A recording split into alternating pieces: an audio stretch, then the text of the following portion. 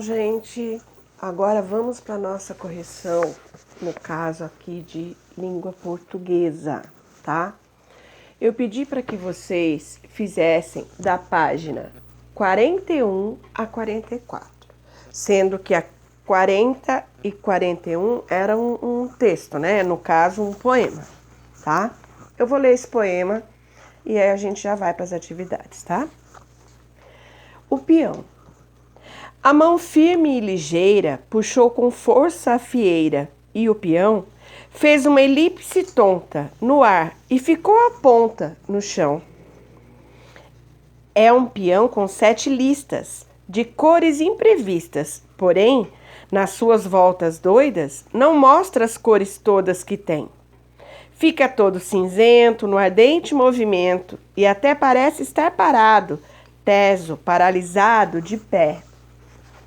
Mas gira, até que aos poucos em torvelins tão loucos, assim, já tonto, bamboleia, e bambo, cambaleia, enfim. Tomba, e como uma cobra, corre mole e desdobra, então, em parábolas lentas, 7 cores violentas no chão. Eu acho muito bonito esse poema, ele é de Guilherme de Almeida, né? E eu sei que existem algumas palavras aqui que não faz parte do nosso vocabulário, né? A gente não conhece, não entende. Então, qual que era a primeira coisa que eu ia pedir para vocês toda vez que tiver um texto, um poema, qualquer coisa que vocês tenham que ler? Se tiver uma palavra que vocês não entendem, pesquisem. Eu não tenho dicionário, mas tem o celular aí, né? Pesquisa no famoso tio Google, tá? E veja o que significa. Por quê? Porque daí vai ficar mais fácil a compreensão, tá? Lembrando que os poemas, eles são feitos de estrofes. O que é estrofe? É cada pedacinho, né? Ele não vem como os outros textos, né? Parágrafos, não. São pedacinhos curtos. Às vezes acontece de um ou outro poema ter uma estrofe maior, mas a maior parte são pequenas. Nesse caso, a gente tem 1, 2, 3, 4, 5 estrofes. E cada estrofe é composta por versos. O que são versos? É cada linha da estrofe. Por exemplo, na primeira estrofe, que vai da mão firme até o chão, ela tem 1, 2, 3, 4, 5, 6 versos. Na segunda estrofe tem 1, 2, 3, 4, 5, 6 versos também. Na terceira, 6 versos também. Na quarta, 6 versos também. E na quinta, 6 versos também, tá? Ele usou dessa regularidade para fazer o poema, para escrever o poema. Esse poema, na página 42, né, que agora a gente já vai para a parte de estudar o texto mesmo, tem aí um pedacinho que vai falar, né, que o poema foi publicado no livro do Caminho da Poesia, que reúne diversos poemas infantis escritos por grandes poetas, como Cecília Meirelles, Manuel Bandeira e Mário Quintana. Guilherme de Almeida, que foi quem fez O Peão, o autor de O Peão, ele viveu entre 1890 e 1969. E além de poeta, ele foi advogado, jornalista, tradutor e membro da Academia Brasileira de Letras, tá? É sempre bom a gente saber um pouco sobre os autores dos livros, dos textos, dos contos, das poesias que a gente lê, tá? Primeiro porque a gente se torna mais culto, né? E cultura nunca é demais, tá? Vamos lá então, número 1, página 42. Você já tinha prestado atenção no movimento de um peão? Todo mundo conhece o peão, né? Que puxa a cordinha assim, daí ele fica rodando. Eu nunca consegui, sabe? Quando eu era criança, eu até chorava. Aí eu cresci, continuei, tô envelhecendo, também não sei, mas tudo bem. Espero que vocês saibam, porque diz que é muito legal. Só que é uma brincadeira antiga, né? Vocês sabem que isso é uma brincadeira dos meus avós, dos meus pais. Para mim não serviu, porque eu nunca consegui, mas é uma brincadeira super sadia. E bem mais sadia do que vocês fazem hoje em dia, né? Fica só no celular, né? Só no joguinho, mas não vem ao caso. Vamos lá. Comente com os colegas e o professor. Então é isso que eu tô falando aqui, que o peão, ele é um brinquedo antigo, né? Antigamente, não sei se vocês sabem, mas aqui em Cerqueira também, as ruas eram feitas de terra. A minha mãe conta que quando ela ia brincar de peão na rua, nossa, fazia um poeirão, né? Porque ele fica rodando. E, nossa, para eles era o máximo. Quanto mais tempo ficasse rodando peão, mais era que a pessoa ia ganhar, né? Eles se apostavam. E era uma brincadeira muito sadia. Pena que hoje em dia poucas crianças são adeptas a esse tipo de brincadeira, né? Mas aqui no caso era isso, tá? Então, no caso, vocês podiam ter perguntado pro pai, pra mãe, pra avó. Ah, professora, mas o que eu ia escrever? Ah, escrever que é uma brincadeira antiga e que o movimento ele fica girando, né? Esse é o movimento do peão, né? 2. Explique a maneira como os movimentos do peão são descritos nesse poema. Gente, nesse poema, várias são as palavras que ele usa, né? Elipse tonta, voltas doidas, ardente movimento, torvelins tão loucos, corre mole e desdobra. Então, são palavras que ele usou para tornar rico este poema. Ele não seria um poema tão bonito se tivesse simplesmente, o poema ficou rodando ali. Que graça ia ter? Um poema, ele tem que ter rima. Professora, vai começar com isso. Rima. Rima, essa musicalidade do finalzinho, sabe? Dos versos que se combinam. Sabe? Isso é muito bonito. Aonde mais eu vejo isso? Em música. As músicas, na realidade, elas têm toda essa... Eu não sei se são os poemas que têm a musicalidade, né? Ou se são as músicas que têm toda essa estrutura linda do poema, tá? Ó, tô chique hoje. Então tá. 3. O poema é um gênero organizado em versos. E os versos podem ser agrupados em estrofes. Como eu disse para vocês, nesse caso tem 5 estrofes, né? Que é a pergunta da letra A. Escreva no espaço abaixo a quantidade de estrofes desse poema. Então, são os pedaços, né? De versos. 5 estrofes.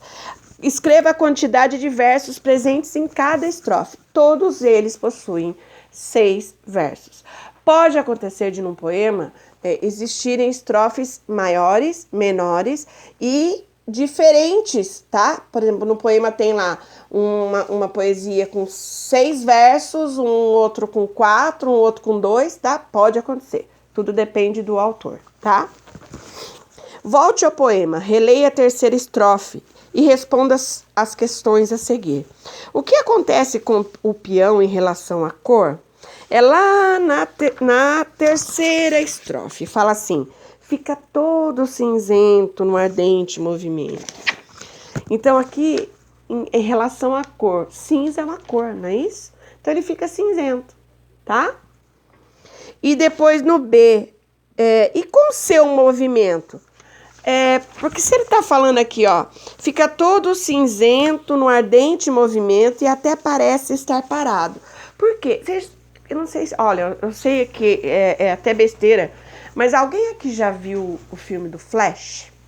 O Flash, quando ele, em determinados episódios dele, quando ele vai muito rápido, parece que ele não sai do lugar.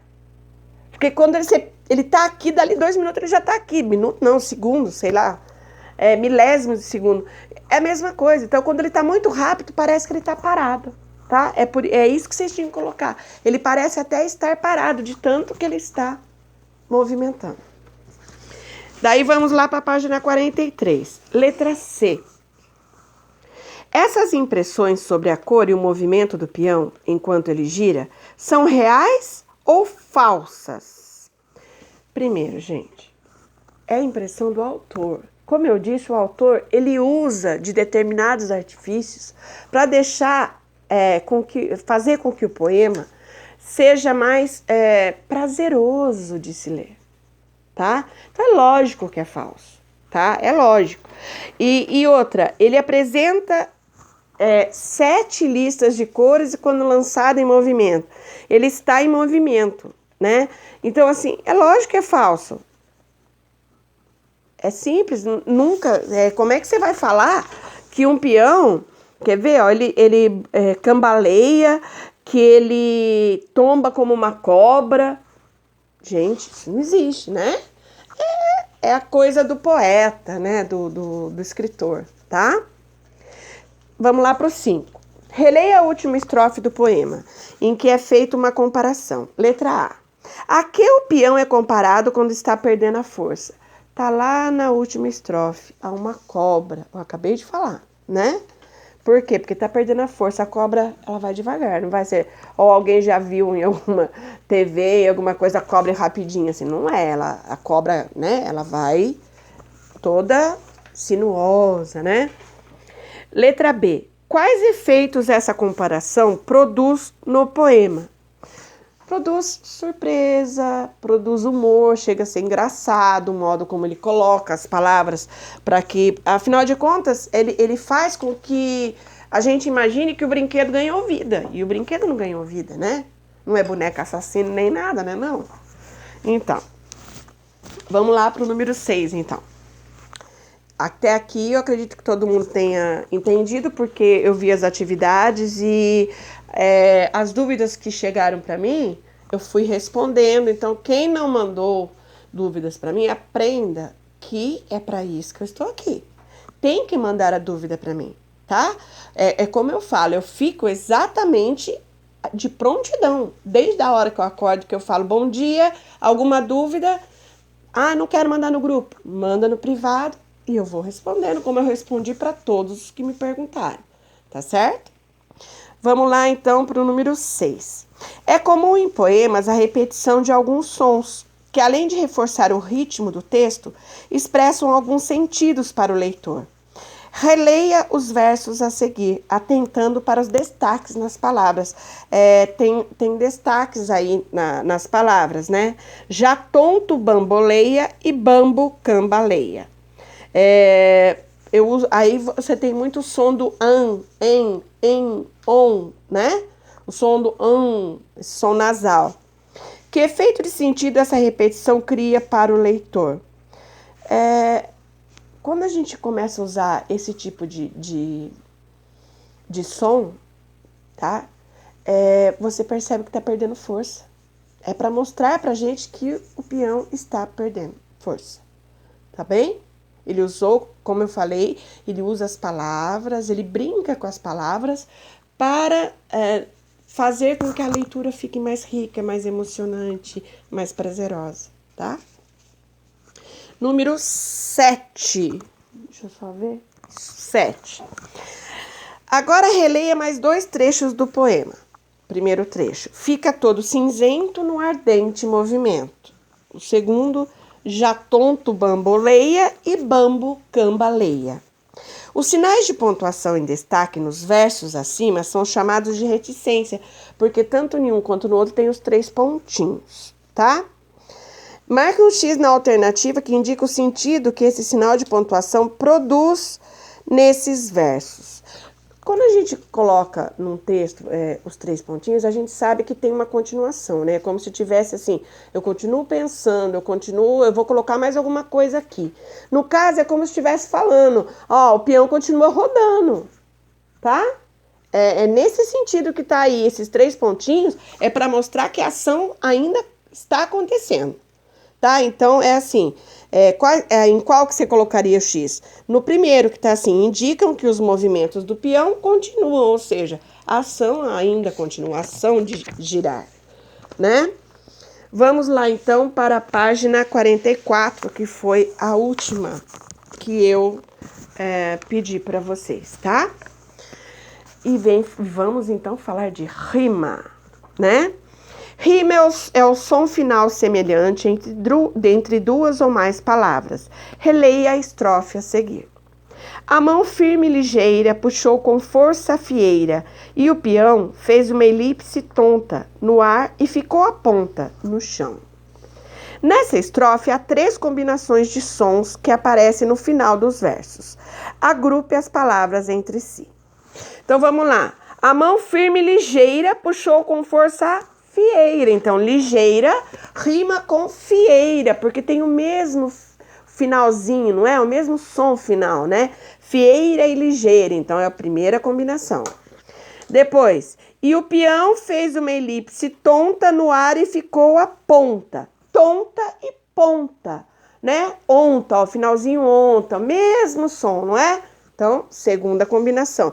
Ih, mas sobrou peão. Ah, mas lá no fim tem o chão. Peão e chão combina? Sim, tem a mesma rima? Tem, mesmo som. Peão, chão, ão, né? Som, ão. Então, é o mesmo som, tá bom? Então, são 3 combinações de rima. Professora, o que mais? Ai, amor, calor, dor. Tudo isso é rima, porque todos têm o mesmo som final, né? Essa musicalidade que eu disse para vocês, tá bem? Aí tá assim, ó. Que efeito as rimas criam no poema? Confusão, mistério, musicalidade. Eu acabei de dizer, né, gente? Musicalidade. É como se você estivesse cantando. Tanto que é o que eu disse. A maior parte das músicas tem rima.